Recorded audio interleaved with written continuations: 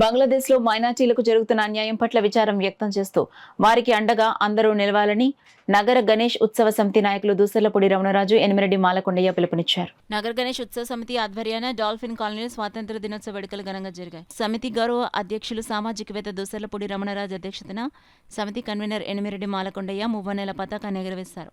పూర్వ అధ్యక్షులు దువ్వూరి సుబ్రహ్మణ్యం ప్రతిపాదన చేసిన జిల్లా స్థాయి గణేష్ ఉత్సవ కమిటీ నిర్వహణకు గణేష్ ప్రార్థనతో ముహూర్తం చేపట్టి జనగణమన దేశ గీతాన్ని ఆలపించి వందన సమర్పణ చేశారు.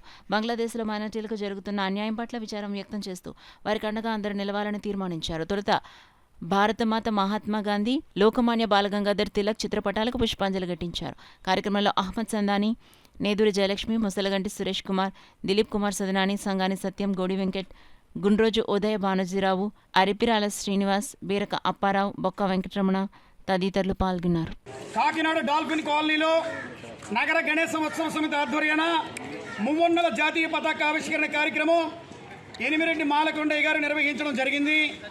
ఈ సభా కార్యక్రమానికి నగర గణేశ ఉత్సవ సమితి ప్రతినిధులు వాడవాడల నుంచి కూడా విచ్చేసి గణపతి ప్రార్థనతోటి ఈ సమాజం కోసం, ఈ స్వాతంత్రోద్యమ, ఈ సమాజ హితానికి సంబంధించి అన్ని మతాలు కూడా సర్వమత సమానత్వంతో ఉండాలని, అదేవిధంగా రానున్నటువంటి గణపతి నవరాత్రి ఉత్సవాలు అందరూ కూడా భాగస్వాములై విజయవంతం చేయాలని, జిల్లా స్థాయిగా సమితి కార్యాచరణని ముందుకు తీసుకువెళ్లాలనేటువంటి నిర్ణయాన్ని ఈ రోజు నుంచి కూడా ప్రారంభించడం. అయితే ఈవేళకు కూడా గణేశోత్సవాలు మనం ఎందుకు చేసుకోవాల్సిన అవసరం ఉంది అంటే, ఈ రోజున కూడా సమాజంలో కులమతాల ప్రాతిపదికన విడిపోవడం జరుగుతోంది. ఏమైనప్పటికీ, ఏ కులానికి చెందినప్పటికీ, ఏ మతానికి చెందినప్పటికీ మనం అందరం భారతీయులు అనేటువంటి దృక్పథంతో ముందుకు తీసుకెళ్లాలని చెప్పి నగర గణేశోత్సవం అనే సంస్థని 1989లో స్థాపించి దాన్ని అనేక మంది పెద్దలు ఇలాగ రామరాజు గారు చెప్పడం జరిగింది. ఆ పెద్దల నేతృత్వంలో ముందుకు సాగి 38 సంవత్సరాలుగా ఈ కార్యక్రమం జరుగుతోంది. ఈ సంవత్సరం, గత సంవత్సరం కూడా ఎనిమిరెడ్డి మాలకొండయ్య గారు దీనికి కన్వీనర్గా వ్యవహరించారు.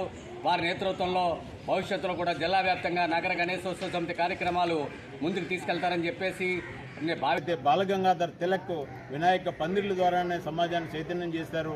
ఆ చైతన్యం ద్వారానే వందే మాతరం పాటని పెద్ద ఎత్తున ప్రజల్లోకి తీసుకెళ్లారు. ఆ రోజు గాంధీ గారు కానీ, లేకపోతే మరో కొంతమంది పెద్దలు కానీ ఉద్యమంలో పాల్గొన్నారంటే ఊవెత్తున వందే మాతరం పాడినటువంటి ప్రజలు, ఊవెత్తున ఏదైతే గణపతి పందిర్ల ద్వారా సమీకరణ చేసినటువంటి బాలగంగాధర్ తిలక్ గారి యొక్క మద్దతు ఏదైతే ఉందో అది ఇవాళ మనం వినాయక ఉత్సవాలు నడుపుతున్నటువంటి పరిస్థితి ఉంది. కాబట్టి నేను ప్రజల్ని కోరుతున్నాను, సెప్టెంబర్ 7వ తేదీ వినాయక చవితి జరుగుతుంది, 16వ తేదీ నిమజ్జనం జరుగుతుంది. అందరం ఐక్యంగా పండుగ చేసుకోవటమే కాకుండా కులాలకి మతాలకి అతీతంగా ఇవాళ వినాయక పండుగ అనేది ఏ ఒక్కరో చేసేది కాదు. సమాజంలో అందరూ కూడా వినాయకుడు పూజ చేసి వ్యాపారం ప్రారంభిస్తారు, వినాయకుడు పూజ చేసి మన కార్యక్రమాన్ని ముందుకెళ్తాం.